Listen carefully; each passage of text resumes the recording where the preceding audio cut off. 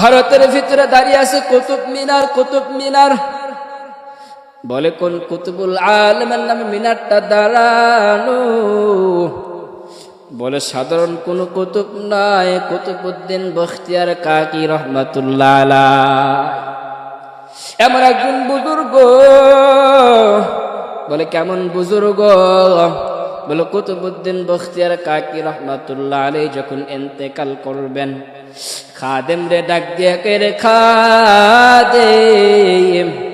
আমি কুতুবউদ্দিন মনে হয় আর দুনিয়াতে বেশি দিন বাঁচব না, মরিয়া যাব।